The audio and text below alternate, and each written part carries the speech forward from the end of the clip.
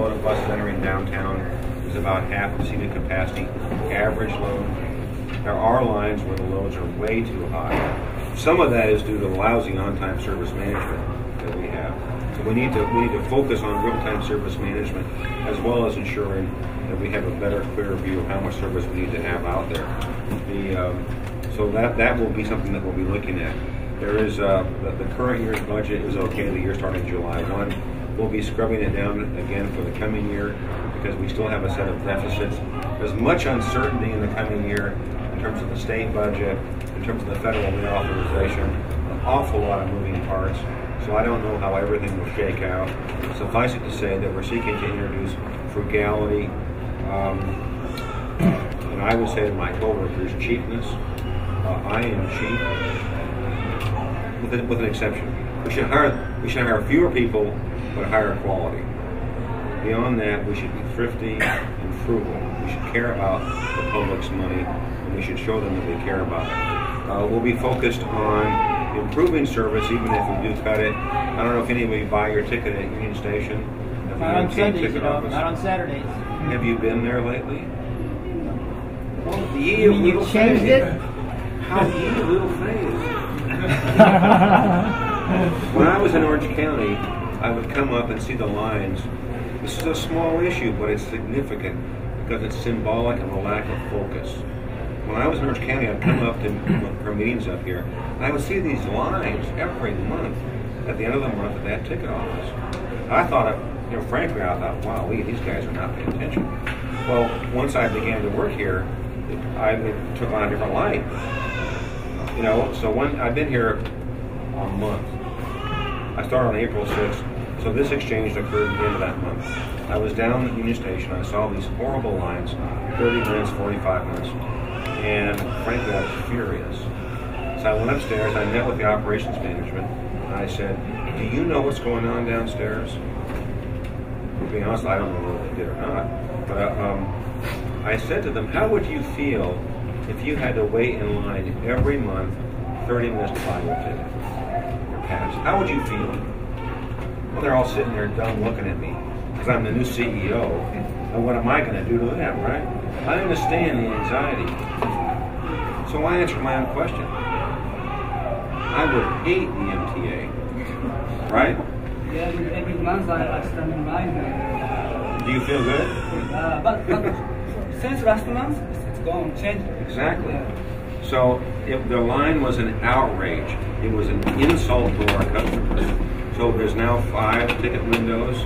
There was a Metrolink ticket office there, which is silly because they have one at the other end. Plus they have 3 vending machines 30 or 40 feet away. So they're now out of there. So now we have 5 windows selling the MTA passes at the end of the month. So the line's about 3 or 4 minutes long. Somebody will find out it's 8 minutes long, but it's not very long. It's not 45 minutes. That's a small item. But by word and deed, MTA has to reflect that we care about our passengers. And we're commencing to do that. We just did a review of our strategic planning.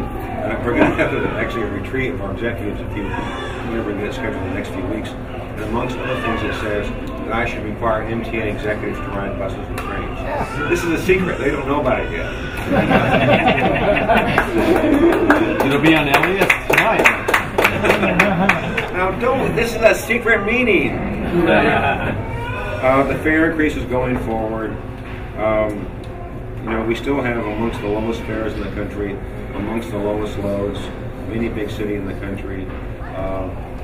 We really have a level of service which is not sustainable. We have not approached the system in an integrated fashion.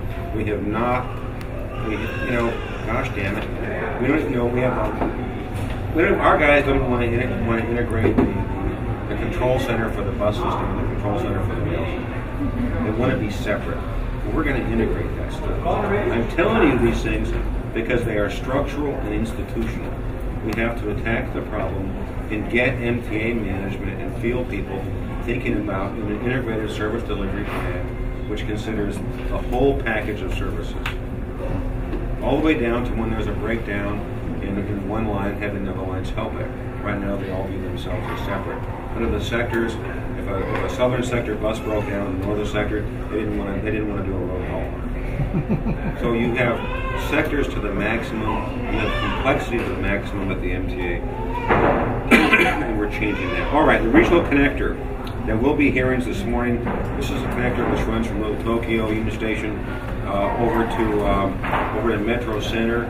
It performs very well. Pardon me.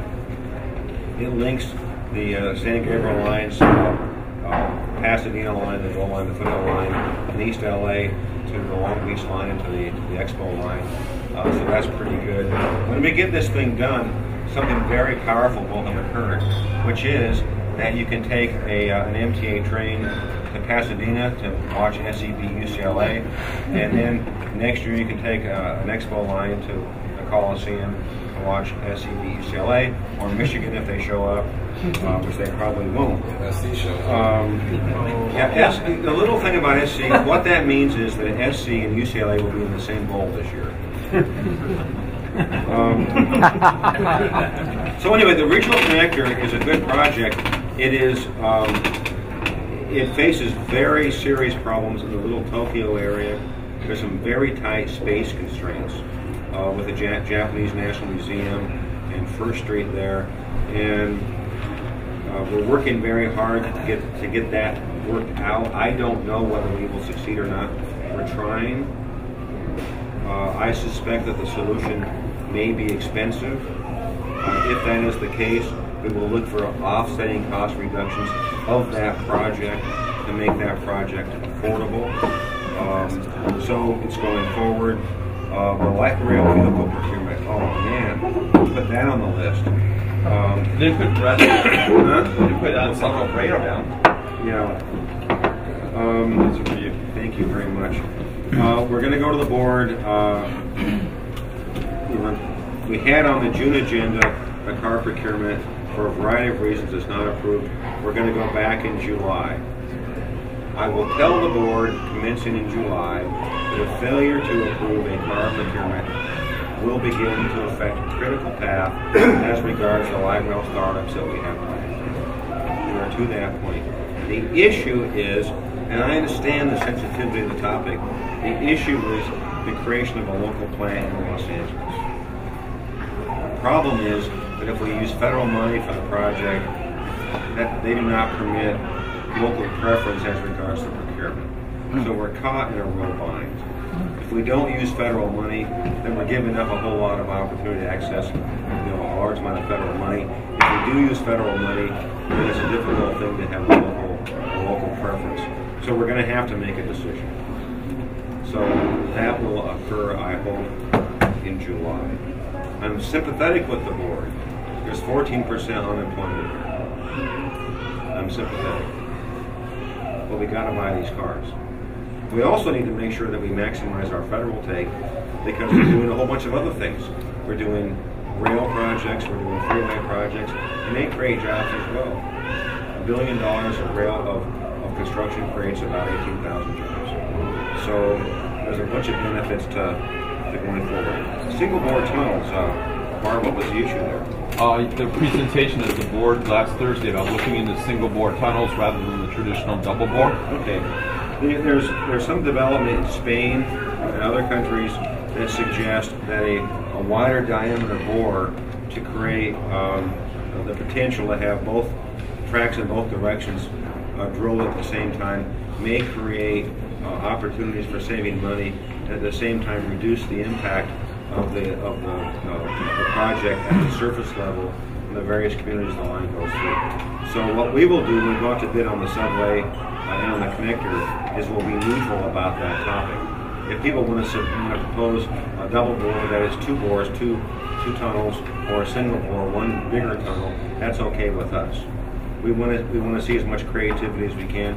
Now, what we will do, however, is make sure that we understand what the impacts may be of a larger bore. Are there seismic issues? I don't know the answer right now. Before we go very far, we'll have a better answer to that. It may be that having a larger single bore creates the potential for some double tracking segments, which may prove to be very valuable over a long period of time. We're way too early to make any conclusions conclusions on it, so we're going to be evaluating it. Yeah, just in general.